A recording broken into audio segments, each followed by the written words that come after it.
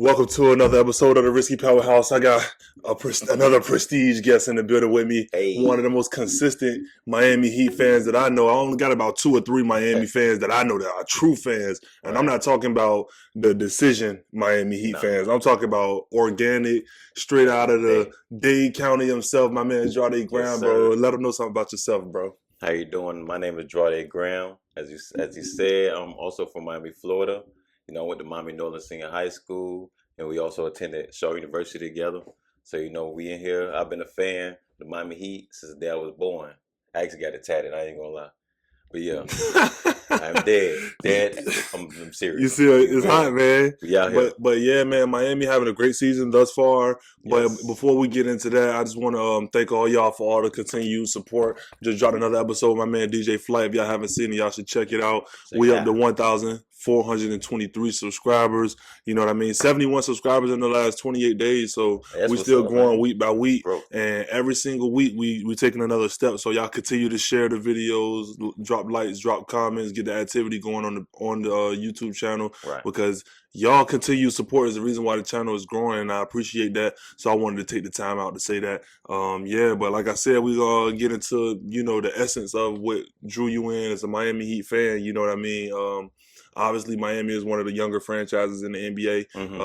88, 89 was the first season? 88, yeah. 88 we were founded in 88. Okay, so 1988, and, you know, most expansion teams, you know, they go through the first couple years of struggle. But I think y'all got Glenn Rice first, right? He was the first star. I believe so. Glenn Rice. So. Once y'all got Glenn, y'all started to show a little promise or whatever throughout the mid '90s. Right. Y'all really wasn't a threat, but y'all was slightly competitive. Right. You know, then you take a big step. You get Lonzo Mourning from Charlotte. Yeah, that was a really big piece for us. I'm sure that was probably the time where you started to understand basketball. You started to grow older. Right. So expound on, you know, the Lonzo Mourning era, the Tim Hardaway era, that first true 1-2 punch that took over the top of the East. Yeah, we had a lot of good players. Like you said, we had Lonzo Mourning, we had Tim Hardaway, PJ Brown, Jamal Mashburn. We had Thunder Dan Marley. That boy was doing good for us too. You know, and also Thunder Dan. Right, no, he was what? Thunder Kaboom. You feel me? He was out here. And then Lonzo Mourning, you know, he did more than just play the game. He also did a lot for the community. He had the Overtime Youth Center that really helped the community out, and it was a very, very good atmosphere at that time. Right, for sure. So you get through that era. No, I want to know, when I think of that era of Miami Heat, we were talking about the jerseys, you know, with the white trim, red letters. Yeah. You know, great colorway. Always the red and black one always set it off. But I want to know how you felt when y'all had a 60-win Miami team, number 1 seed, and y'all lose to an 8th seeded New York Knicks team in the first round. How did you feel when Spreewell and the old Pat Ewing actually pulled that series out with Allen Houston and them dudes? To be honest with you, that was our rivals. You know, the Knicks was our rivals. The Knicks, the Bulls, and I believe the Charlotte Hornets was our rivals. And but we used to always battle with the Knicks. Always. I don't even remember if you remember when they had to fight and the coach was getting dragged by Lonzo Mourning. Oh yeah. He was holding on to his leg. It was Larry Johnson and Lonzo Mourning was about to fight and they got scrumming. Yeah, it was crazy. Van Gundy on his leg. Yeah, Van Gundy. Yeah, he was getting dragged. That was crazy. That's an iconic Heat moment right there. So, but yeah, that's why I could. It's like, you know, like football, any given Sunday, like especially with your rivals, you never know. You never know who can win. But a 7-game series though, it's hard to, you know, get the number 1 seed. Right. And lose to an 8th seed, 7-game series. It happens to me. It happens. It comes with the territory. You know, if you're a true fan, you're going to love your team whether they win, lose, or draw. You still going to be down with it. You're going to go down with the ship, baby. You feel me? Oh, I heard you. Yeah, I heard you. That boy Pat Riley was ready to commit suicide that night. That boy Pat Riley, he couldn't believe they lost. Like, right. But you know, y'all wandered through those the early 2000s era. Nobody was gonna beat Shaq, so y'all kind of plateaued for a little bit. Y'all stayed down till y'all came up. Right. Got a gem in the draft and Wade. Right. Made a couple moves to get Lamar Odom from the Clippers. Right. Now y'all got a young gun team with Eddie Jones as a vet. Y'all had a couple more vets alongside Wade and LO. Talk about that year when you first got Wade. This before Shaq. This when you first got Wade, and you starting to see some promise. Yeah, we seen very good potential in Dwayne Wade when he came in because he was hungry. He had something to prove. You know, he came out with also LeBron and Carmelo Anthony. Right. So he came around in that draft. So, you know, I felt like he had something to prove, and he was the face of the franchise. They like basically gave him the keys to the concept. He was running point guard too. Yeah, yeah. He was doing his thing. However, like we all know, even with the great players, you need some other great players around you to help support you. So, you know, that's when we brought in Shaq. That's when we brought in Gary Payton. You know, and that's when we start Walker. And all those people to really, you know, help get over that hump, because that's something that we needed. You know, and you already know the Heat have a Heat culture. You know, a certain way of doing things and bringing their best foot forward for their professionalism and as well as taking care of your body. So, you know what I'm saying? That's something that we instill into our players. So yeah, that was a great time right there, because LO, a lot of people forget where Lamar Odom came from. You know, they think about the end and how he went down and you know, the off the court things, but Lamar Odom coming out of high school, going to Rhode Island, then getting drafted by the Clippers. He was a 6'10" ball handler that can finish, shoot, post, pass, rebound, 10 rebounds. Right. When y'all got him, you know, y'all was trying to, you know, get a 1-2 punch, a power forward and a guard, obviously. Right. But when y'all got the opportunity to get Shaq, you know, you got to move those young pieces. You know what I mean? Who was in that deal? You said it was Lamar Odom. It was a couple more pieces. Y'all gave him a first and a second, right? Yeah, first, second round, and it was another player that Caron Butler. Caron Butler, there you go. Caron Butler as well. There you go. See, y'all had some good young talent, bro. Like good middle age and young player. Eddie Jones was. You know, Eddie Jones was there too, But Caron was a middle-aged player. Wade was young. Lo was young. That was a good team. But when you get Shaq, you get GP. You bring in Antoine Walker. You get Jay Will. We had Jason. We had Jason Williams. I used to watch it with the Kings. One of my all-time favorite 2000s role players is James Posey. Oh yeah, James Posey was nice. He was on every championship contending team. It seemed like he was on the Celtics. He was with y'all. He played with. Played with a couple other people. I want to say he played with Detroit. I think it was Detroit. Now that you but Posey played with a lot of teams, and then you'll be like, "Dang, I didn't know James Posey was on the bench." Right. I didn't know he was coming off the bench for them. But he kind of was ring chasing at the end. He was going to every team that was competing. But I don't blame him. Right. He was a role player. You gotta get it how you get it. Get it how you live it. But y'all had Posey, who was like a super duper glue guy. He could shoot, rebound, tough, defend. Then, you know, after y'all win that championship, you know, did you actually attend the parade? Were you in the city during that time? I was in the city, but I didn't attend the parade at the time. At the time, you know, it was kind of crazy. You know what I'm saying? We was going through some things. So at the end of the day, I was there and I was supporting. I was watching them. Actually, I was in the military at that time. I was in the military now to think about it. 06? Yeah, I witnessed it from basic training in Fort Benning. Bruh, and when you get to the point where your team make it to the top, you know, you live to see them win. Right. Like, you live to see your team get to the top. There's a lot of people that's fans for 50 years, you know, they never see their team win, bro. That's real. I'm grateful. And you got to see them win in the 2000s. You go through the Wade era, you know, Wade average 30, you know, first round exits or whatever. Yeah. And then the decision hit. Y'all got the man. The man. Yeah, we got the bro. man. Once y'all got LeBron, it took y'all franchise to another level, bro. It really did. It took the franchise. It also took the economy of Miami to another level. It was iconic. To be honest with you, it was a great time to be in Miami when we had the big three. I ain't even gonna lie to you, bro. When you got Bron, obviously y'all didn't win the first year, but anything y'all got in those 4 years was better than the 4 years before it. Yeah, yes, definitely. Yes, because when you think about that 07, 08, 09, and 10 season with Wade out there chasing 30 and wrecking his knees because he got to carry a team that's not good enough. Yeah, you know, you get Bron, I'd rather lose Dallas in the finals than being out of the first round. Yeah, we couldn't even give away no tickets in between that time, for real. When LeBron was there? No, before LeBron came. Oh, before LeBron came, like, it was a certain era, man, it was horrible. Like, don't get me wrong, Wade was doing his thing, but it was just hard, you know, as a Heat fan and as a Heat player, you know, at the time. Because at the end of the day, you know, we kind of like the Knicks at some point. We kind of like the Lakers, like in Boston. Like, you in Miami, it's so much things to do. If your team is not winning, I'm at the beach. I'm going to the game. No, so I'm going to the Dolphins game, or I'm going to the casino. Hurricanes. Yeah, or they going to the Hurricanes. Like, so it's so much other distractions. That's why you notice if the Heat don't win a game in certain situations, they already ready to leave because they got stuff to do. Yep. So that's just how the Miami is. So you get through you get to the LeBron era. No, y'all get back to back. So you done seen 3 chips. You seen 3, bro. But you'd also seen y'all lose 2 heartbreaking championship series. Yeah, the one in Dallas, and the one in San Antonio, heartbreaking series. Right. You know, LeBron go back to Cleveland. You know, y'all Wade and Bosh. Bosh had a heart issue. Y'all developed Whiteside. Whiteside he was supposed to be something. I remember the team y'all had: Goran Dragic, Josh Richardson, Justice Winslow, Hassan Whiteside. And a couple other players in between. And those young players were supposed to develop into something. And it seemed like nobody from that team actually prevailed. Yeah. Like Josh Richardson, he was a 15-point guy at one point. Whiteside was a 14 and 14, 3 blocks, leading league in blocks. Yeah, he was a beast on defense. And then you had Justice Winslow at Duke. You know, he came out. He was supposed to be a good wing that could score, pass, rebound, defend. He didn't develop into nothing. He was you know what I mean? It seemed like all of those dudes. But think about how bad those dudes turned out and how Miami still found a way to flip them. Yeah, that's just how Miami is, to be honest with you. Miami is a great franchise, you know, when it comes to developing players, when it comes to finding those diamonds in the rough.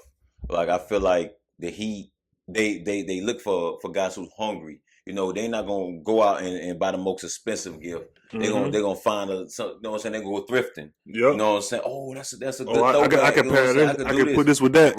Right. Now, you know, we just get a little, clean it up, polish it up a little bit, you know, and you got something nice, you know. That's what the Heat do. You feel me? You know, for real. Speaking of that, now when we fast forward to the era where the Heat are now, y'all the number 1 seed, 42 and 22 in the East. Yeah.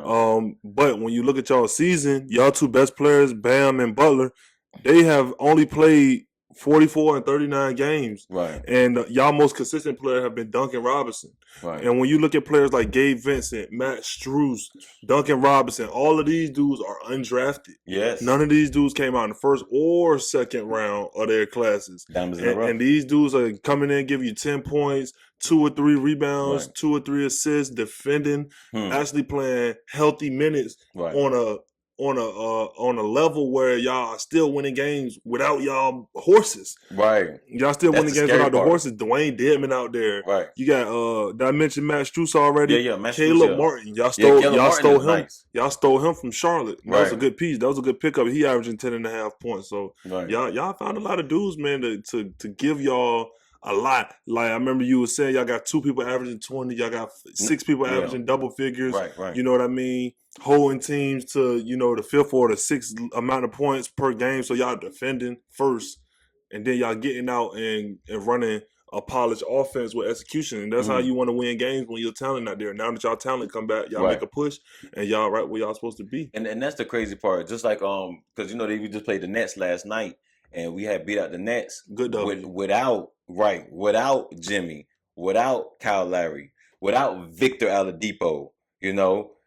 So at the end of the day, and without PJ Tucker, no PJ Tucker as well. So we basically beat the Nets, even though they didn't have, what's his name, Kyrie Irving, right? And they didn't have Ben Simmons. Ben Simmons still haven't come and play for them yet. We still end up coming out with a W because they had KD, which is they technically the face of the franchise. Yeah, you know. So for us to be able to do that, and 4 people scored 20+ points, and that's not even our starting 5. Like, so imagine that. You don't know who to stick. You could double team whoever you want. We're going to get buckets regardless. Y'all got guys that know how to play their role and play off of those double teams. Right. Like y'all had Bam, he had 30. I want to say he had 11 rebounds. But one thing that's slept on about Bam, when you give him that ball around the free throw line in the mid-post area, if you send that double to him, he can read and react. Right. And he finds shots for players that can't create shots for themselves. Right. He got a little facilitating genius, not real polished like Jokic or nothing like that. He's not a LeBron, but he got a little skill in that passing game that a lot of people don't talk about in terms of Bam. Bam real skilled, dog. And don't forget, that boy Tyler Hero, he could create his own shot if he need to. He had 30. That boy going to be the 6th man of the year, I promise you. Quote me on that one. He should be the 6th man of the year. Nobody else should get it over him. You know what I mean? Because he averaging 20 a game. Bro. Off the bench. Off the bench. Picture if he was starting. Picture when he finally get his opportunity, you know, once the older guys start to filter out and stuff. Right. Hopefully he be a lifer, bro. I feel like he could be the face of the franchise. Him and Bam. I really feel like that. And I just can't wait because we've been doing this. We're number 1 right now in the East. Right. and still haven't had Victor yet. I don't think Oladipo gonna give y'all much. You don't think so? No. We'll see. We'll see. He's done. You heard bro. him. You heard him. He's done, bro. I ain't gonna quit on him. I think he has to give us something. I feel he can give us at least 10 or 12. I would rather keep Gabe Vincent, Strus, and those guys that I'm giving a chance to. Low risk, high reward. That's real though. But Oladipo haven't played good ball, bro, in about 3 years. Well, I looked at the last season that he played a full season. He on average 19, like a little bit over 19 points a game. And that was 2018 season, if I'm not mistaken. Last year he played like 4 games for Indiana and got traded to Houston. He played like 10 games in Houston. And then he got hurt. He been out ever since then. Houston sent him to Miami, and he haven't played 1 game in Miami yet. He did, but then he got hurt. He did because I remember it's hard to trust that, man. I'm gonna go with them. The young hungry guy that's gonna give me 10 points, 3 rebounds, 3 assists, and he gonna defend. Because even if Oladipo come out there and get you 12, he gonna be physically compromised, bro, mentally compromised. He not gonna defend like a young hungry dude that's out there trying to earn minutes. You know what I mean? That's real. But I feel like that's why the Heat has been waiting, because they've said he's been healthy for a little minute, for about like 3-4 months, maybe a little bit longer. But I feel like what the Heat is doing is they messed up the first time by putting him out there thinking he was healthy, and he just hurt himself again. So he was like, okay, since you hurt now and you keep getting hurt, what we're gonna do is we're gonna ease you in there. We want you to overly prove that you're healthy, because I believe they also made him play some G League games. Okay, that's what he needed. That's what I would do as well. If I was running that program, I'll get him out there with the G League. I'll get him practicing every day. You know, you would live in the rehab center. We'll continuously monitor that knee, bro. His knee, bro. He tore his kneecap off of the bone, bro. Like he destroyed his kneecap. Like that's hard to recover from. Yeah. And he had an explosive type of game where he slashes to the rim. He not really a high efficiency jump shooter. So like that's real. A person like Clay can destroy his knee and tear his Achilles and not play for 2 years and come back. He is a jump shooter. Yeah. So he's just coming out there to shoot jumpers. Yeah. Oladipo need rhythm. He got to handle pick and rolls, get to the rim, get to the free throw line. It's hard to play that game when you physically compromised. Like Wade, basically. How Wade was. When Wade knees went out that last year LeBron was in Miami, Wade was hurting out there. He was hurting. Saying, to be honest with you. He was hurting. And we was talking about something else that I wanted to touch on, was Wade's character as a man, bro. Like when you see Wade and you think about, you know, once LeBron left, Wade had an opportunity to make $25 million a year for a 2-year contract, 2 years, $50 million. And Miami offered him 37.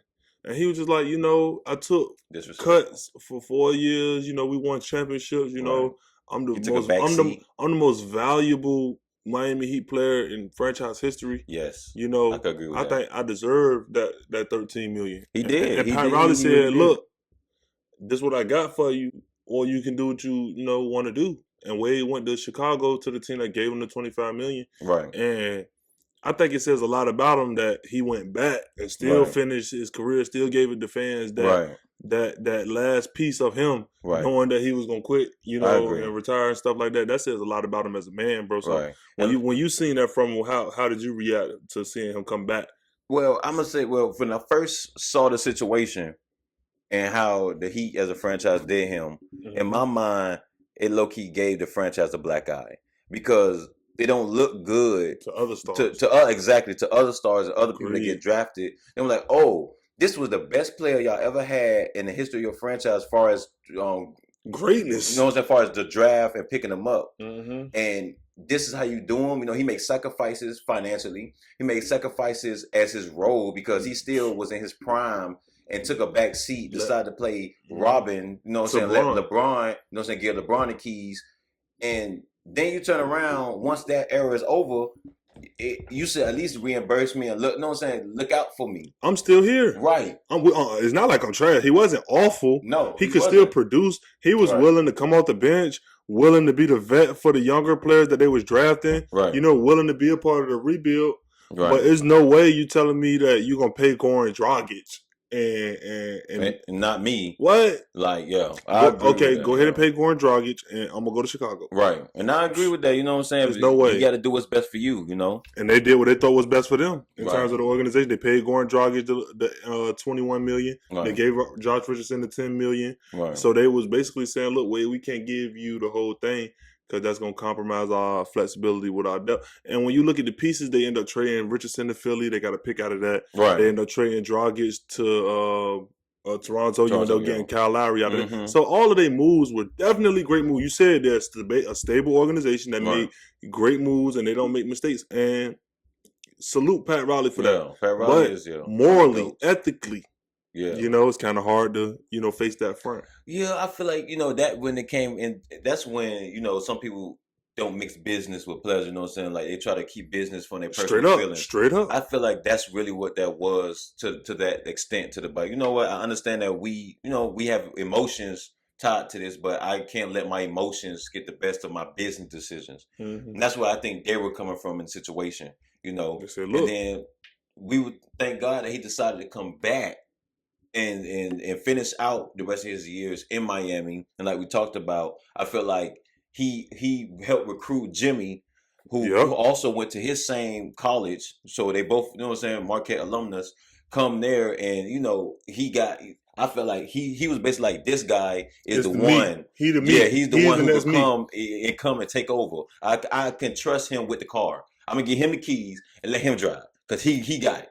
You know, and I agree with that. You know, once I seen Jimmy game, I've seen Jimmy play for a while. I feel like he is the right person, the right fit, the right leader for that team. Because at the end of the day, he a dog. He gonna come through and he gonna demand the dog out of you. He's like, at the end of the day, if you ain't coming to be hungry, if you ain't coming to be great, you gotta go. Stay home. You gotta go. Straight up. You feel me? And that's how the Heat Nation is. That's where I would want to play, bro. I don't want to go to a team where everybody just nervous and don't nobody talk or vibe with each other. I want the dudes that's gonna be in practice fighting each other. Right. When we leave, we gonna kick it. Right. You know, we pulling up to each other's career. All we care about is the season, bro. I want to be people. Right. I want to be a part of something where people involved, indulged, and want to grow. Hold on. And I can't finish this without saying big up to UD, man. Udonis Haslem has also been one of the ones to hold it down for the Heat on and off the court. A lot of people don't know UD keep people out of trouble. UD is like the protector. He's like the godfather of the Heat, for real. If you get in something in the streets of Miami, call UD. UD will take care of you, make sure you good. You feel me? So big up to UD. I heard that too. Yeah. And he's showing Bam, you know, how to be that guy. I hope y'all, you know, Bam re-signed already. Hey. And y'all definitely gonna have him for another 4 years. I hope Bam. I want to see where y'all are in 5 years. You know, when Jimmy starts to fade away. You know, PJ Tucker gone, long gone. Y'all got to retool and reshape. Right. And Bam and Hero, y'all 38-minute players. They go both nice. And Hero averaging 27. Right. And Bam averaging 24. I mean, I love to see. I want to see where that goes because y'all obviously putting yourself in position for the future and so that y'all can compete now. Right. So, yeah, man. It's gonna be a good game. It's gonna be really good. I'm excited. I'm excited to see what the future holds for the Heat. And also, I'm excited about what's going on right now. Bro, yeah. Like, for real. Hey, but before we get out of here, I got a couple quick hitters, bro. You came through the 90s era of basketball, the 2000s. You've seen all of the 2010s. We're getting into the 2020s. Right. Bro, who are some of your favorite players? And now, when I say favorite players, this don't always mean superstars. Okay. These are some of the names that a lot of people don't really, connect with often. Mm-hmm. I want to hear some of those players like we talked about earlier. James Posey. Right. That's one of the like golden role players of the 2000s era, bro. Right. James Posey, Kirilenko. Mm-hmm. That's one of my favorite players from that era. So who are some of your favorite players from the eras, the different eras that you experienced? So growing up, I like Alonzo Mourning, as you can see, you know what I'm saying? Because the way his tenacity, his toughness. 4 blocks a game. Right. I liked Grant Hill. Bro, he was a problem, bro. Grant Hill, they actually was saying that Grant Hill was supposed to be the next Jordan at one point. I like Grant Hill. I like T-Mac. Mm-hmm. I like Allen Iverson.